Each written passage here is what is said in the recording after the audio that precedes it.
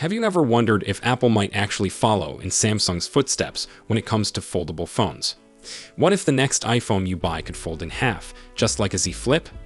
Today, we're diving into some surprising new reports that suggest Apple is not just thinking about foldable phones, but might even be borrowing Samsung's entire foldable playbook. If you're an Apple fan, a tech enthusiast, or just curious about the future of smartphones, you're going to want to stick around for this one. Let's break down what's happening behind the scenes at Apple, what it means for the iPhone, and how it could change the way we use our phones in the next few years. So, is Apple about to copy Samsung's foldable strategy? Let's find out. First, let's set the stage. Earlier this month, Bloomberg's Mark Gurman reported that Apple is not just working on one foldable iPhone, but possibly two. One is the so-called iPhone Fold, which would open like a book, similar to the Samsung Z Fold. But here's the twist.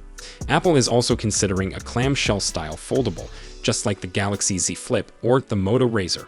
That's right, the flip phone style is making a comeback, and Apple might be joining the party. Now, a new report has added even more fuel to the fire. A post on Weibo, spotted by Mac Rumors, claims that Apple has already tested hardware for a clamshell-style folding iPhone. The post comes from a user named Fixed Focus Digital, who says the information comes from Apple's supply lines. According to a translation, Apple has tested a flip-style design, but it's still unclear if this device will ever hit the market. So, what does this mean? It means Apple is at least seriously considering a flip-style iPhone, but they're not ready to commit just yet. They're watching the market, seeing how Samsung and Motorola do, and deciding if it's worth the risk. This lines up with what Mark Gurman reported earlier. He said Apple is weighing its options, and the release of a flip-style iPhone depends on how well their first foldable does. If the iPhone Fold is a hit, we might see a flip-style iPhone in a few years. If not, Apple might stick to what they know best. So, when could we actually see these devices? According to the latest reports, Apple's first foldable is expected to launch later this year, alongside the iPhone 18 Pro series. That's a big deal, because it means Apple is finally ready to enter the foldable market after years of rumors and speculation. But the flip-style iPhone, that's probably not coming until 2027 or later. Apple is taking its time, making sure they get it right. Now, let's talk about what these new iPhones could look like. A research note from analyst Jeff Pu suggests that Apple's high-end iPhone models in 2026 will look more uniform than ever. The iPhone 18 Pro, Pro Max, and Fold will all share the same A20 Pro chip, 12 gigs of RAM, and Apple's own C2 baseband modem. That means whether you buy a regular Pro, a Pro Max, or the new Fold, you'll get the same top-tier performance. The A20 Pro chip is expected to be built on TSMC's next-generation 2nm process. This is a big step forward in terms of speed and efficiency. Apple is also standardizing memory at 12 gigs of LPDDR5 across all Pro models and the Fold. This will help with advanced on-device AI features, which are becoming more important every year. Another interesting detail, Apple is planning to use its own C2 baseband chip in all three premium models. This is a move away from Qualcomm, and it shows Apple's commitment to controlling more of its hardware. The C2 chip is expected to be ready for the 2026 iPhone cycle. Let's talk cameras. The iPhone 18 Pro and Pro Max are expected to feature a 48 megapixels main camera with a variable aperture. This means better control over depth of field and improved low-light performance.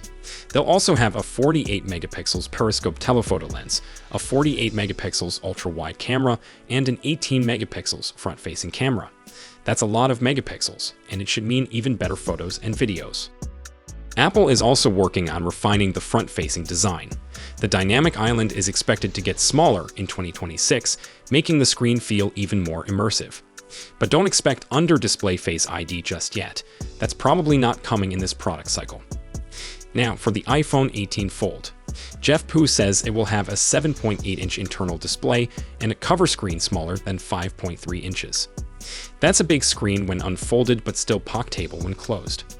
Interestingly, the Fold is expected to skip Face ID and use Touch ID instead, likely built into the side button. This helps keep the device slim and easy to use.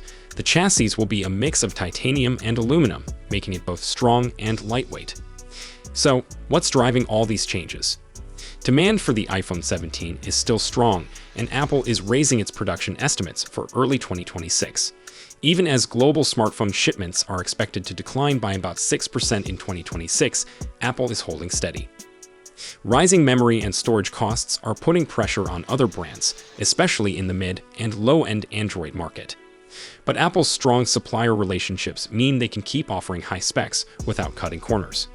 In fact, IDC data shows Apple is gaining market share, even as the overall market shrinks. So, what does all this mean for you? If you're thinking about upgrading your phone in the next couple of years, you might have more choices than ever. A regular iPhone, a Pro Max, or even a foldable. And if Apple does release a flip-style iPhone, it could be the most exciting change to the iPhone lineup in years. But remember, nothing is guaranteed yet. Apple is still testing, still deciding, and still watching the competition. But one thing's for sure, the next few years in smartphones are going to be very interesting. So, what do you think? Would you buy a foldable iPhone, or do you prefer the classic design? Let me know in the comments below. If you enjoyed this video, don't forget to hit the like button and subscribe for more updates on the latest tech news. Share this video with your friends who are always debating Apple vs Samsung. Thanks for watching, and I'll see you in the next one. Stay curious and keep exploring the future of tech.